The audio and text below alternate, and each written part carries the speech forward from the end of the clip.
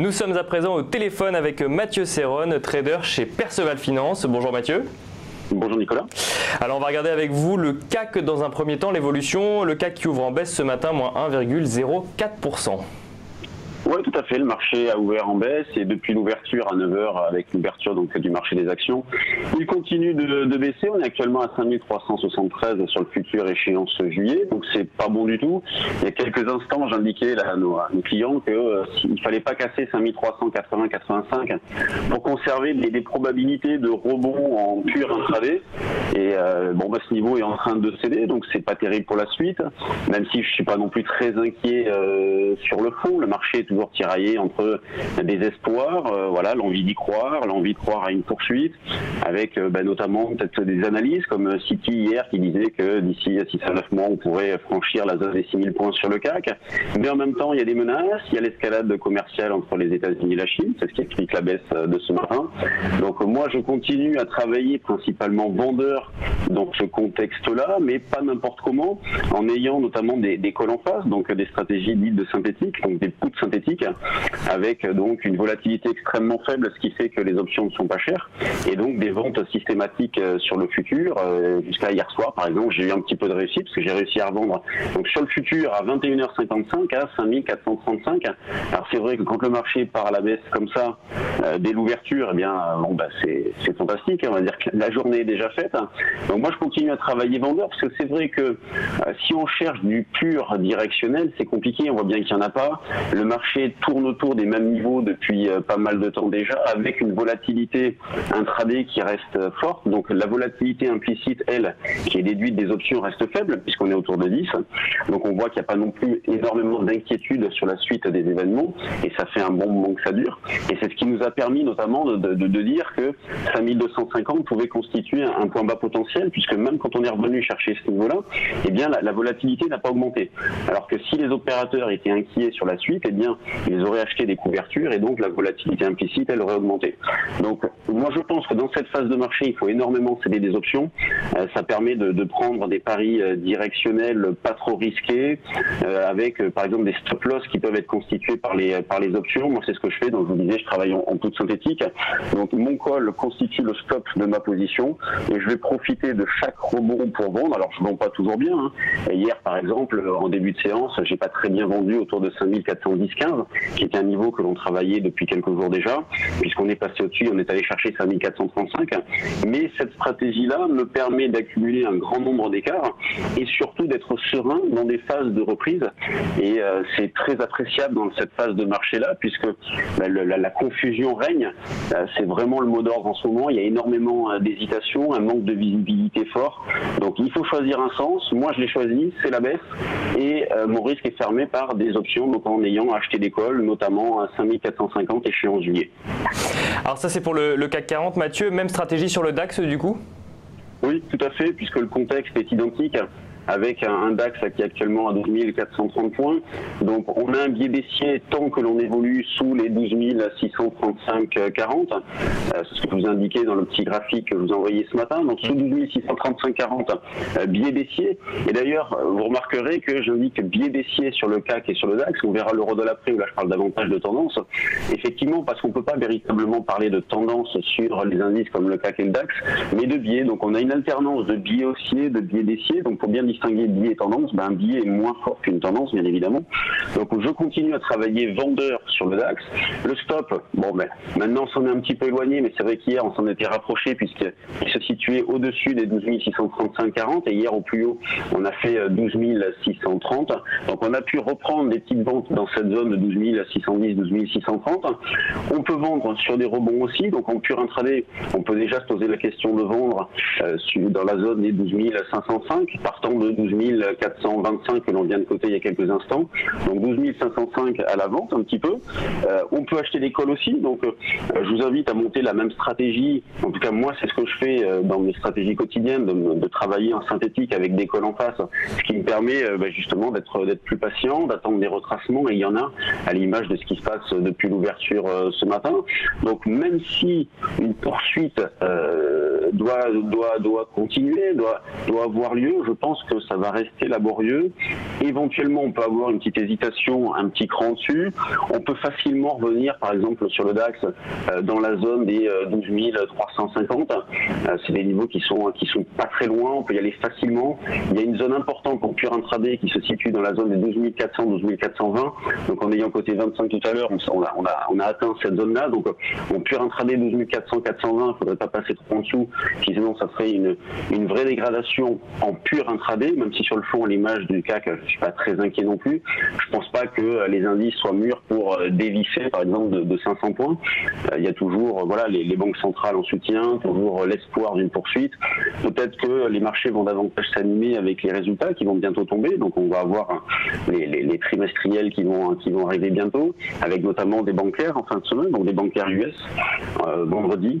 Donc, même contexte et donc même stratégie sur le CAC, le DAX, à savoir des ventes sur des rebonds couplés à des achats de call qui ferment le risque. Alors ça, donc c'est pour le CAC et le DAX. On regarde maintenant ensemble l'euro-dollar, Mathieu. Ouais, donc l'eurodoll, là on a une tendance baissière depuis un bon moment déjà. Nous on avait estimé des objectifs alors jusqu'à 1,1450, 1,1550, donc ces niveaux-là ont été atteints. Depuis on a eu donc une belle reprise technique qui a ramené l'eurodoll jusqu'à 1,1790 en début de semaine, niveau sur lequel d'ailleurs on a vendu notamment mis sur le trade du jour, donc 1,1790 c'est un niveau que l'on avait proposé, que l'on a joué. En pur intraday, je travaille vendeur, la zone de vente c'est 1,1750, 1,1760, dans l'idée de jouer un retour vers un 17,20, voire un 16,90. On peut garder éventuellement un petit solde pour faire une grande écart et dans ce cas-là, le niveau important à surveiller, c'est la zone des 1,15, 40, 50. Même si c'est vrai que là, l'eurodoll ne fait pas grand-chose, quand on prend un petit peu de recul, il ne fait pas grand-chose. Le niveau d'infirmation sur l'euro-dollar, il est un petit peu plus éloigné puisqu'il se situe au-dessus des 1,19, 40. Donc tant qu'on est sous 1,19, 40, je continue à travailler vendeur. Au-dessus, j'adopterai un biais d'avantage haussier, donc je travaillerai principalement dans le sens achat-vente. Mais sous un 19,40, je travaille plutôt vendeur, donc vente-achat, et placé immédiatement à la vente sur un 17,60. Alors, vous l'avez dit, Mathieu, donc un contexte assez incertain, ou en tout cas mouvant. Comment est-ce qu'on investit sur les actions? Enfin, du coup, quelle est votre stratégie, vous, sur les actions? Alors sur les actions, justement, ce sont des phases qui sont pas faciles parce que dans les actions, il faut distinguer les valeurs du CAC des valeurs secondaires. L'intérêt en ce moment est très ciblé sur les valeurs du CAC. Sur les valeurs secondaires, donc les petites et moyennes capitalisations, il n'y a vraiment pas grand-chose, ou alors ça va très vite, trop vite, même pour moi qui suis derrière, qui ai des outils assez sophistiqués, qui peut passer un ordre assez rapidement, quand ça y va, ça va très vite et on est un peu pris de court. Donc sur les valeurs du CAC, qu'est-ce que l'on constate depuis très longtemps déjà? C'est une grande régularité. On voit qu'il n'y a pas d'excès. Donc c'est pour ça que la situation actuelle, à savoir un marché très hésitant, il y a tout pour que ça se poursuive. Donc ce matin, par exemple, on a la plus forte baisse, vous voyez, c'est Technip. Et Technip, elle perd 2,7%, donc c'est pas bien méchant. On a quasiment que des valeurs dans le rouge. On a juste Veolia et Silor qui font rien, elles font 0% de variation, donc inchangé par rapport à la clôture de la veille. Donc les variations sont assez modestes. Moins de 7, c'est pas bien méchant. Donc on voit qu'il n'y a pas de mouvement de panique non plus. Hier, on a remarqué quoi? On a remarqué que les grosses pondérations ont tiré l'indice, notamment Airbus. Donc Airbus, qui est la 3 ou 4e plus grosse pondération du CAC, qui pèse 5%, était la plus forte hausse. Vous voyez, ça dope un marché. C'est ce qui expliquait notamment le bon comportement du CAC hier, aidé par notamment Total aussi. Donc Total, la plus forte pondération du CAC.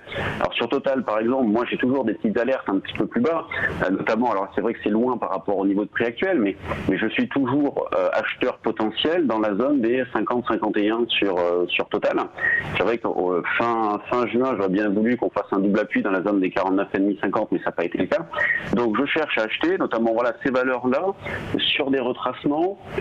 Total, le retracement est un petit peu loin puisque c'est se situe dans la zone des 49,5-50. On remarquera aussi le bon comportement de Sanofi, qui depuis pas mal de temps reste ferme. Donc on a eu un signal d'achat déclenché au-dessus 68,64 sur Sanofi. On en avait parlé en temps réel dans notre salle des marchés. Donc signal d'achat déclenché, maintenant à 71. On peut guetter des petits retracements dans la mesure où pour l'instant le marché reste pas mal. Il garde des probabilités donc de rebonds qui sont intéressantes. On peut très bien placer des petites alarmes sur des replis, notamment vers 65, 68 pour ceux qui voudraient acheter d'une manière un petit peu rapide, pour profiter justement de petits trous d'air sur le marché, pour acheter quelques valeurs. Des valeurs donc du CAC notamment, puisque comme je le disais tout à l'heure, sur les valeurs secondaires, c'est beaucoup plus compliqué. Par exemple, ce matin, quand je regarde ce qu'il y a dans mes listes de valeurs qui bougent avec du volume, il y a une grande majorité de baisse. À la hausse, on va retrouver Spinway, Nextedia, Medasis, Prodways.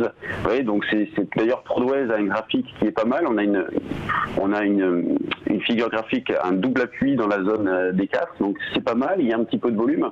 Donc pour travailler ces valeurs-là en ce moment, donc ces valeurs secondaires, il faut vraiment regarder les volumes, ne pas hésiter à s'engouffrer sur ces valeurs-là lorsque justement il y a un volume qui est plus important que ce qui se fait habituellement. Donc quand cette valeur-là fait l'objet d'un intérêt particulier, et ne pas hésiter également à ressortir si jamais ça ne confirme pas. Donc c'est vrai que là, ça s'adresse davantage à des traders, on va dire, dynamiques, actifs, qui ont de la présence derrière les écrans pour prendre des décisions. C'est vrai que c'est beaucoup plus compliqué en ce moment de travailler les mid et small que travailler des valeurs du CAC.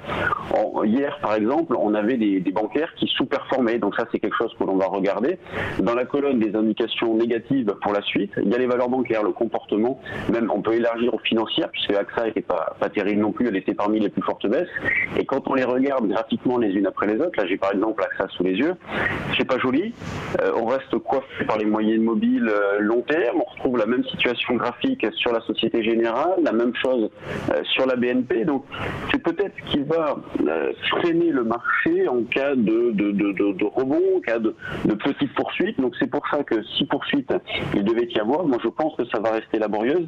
Et on peut regarder le comportement des bancaires. Et si jamais la configuration graphique de ces valeurs-là s'améliore, bon, mais peut-être qu'on aura un vrai signal de poursuite du marché. Mais pour l'instant, ce n'est pas le cas. C'est vrai que le marché va avoir des difficultés à poursuivre sans les bancaires. Il peut poursuivre, bien évidemment.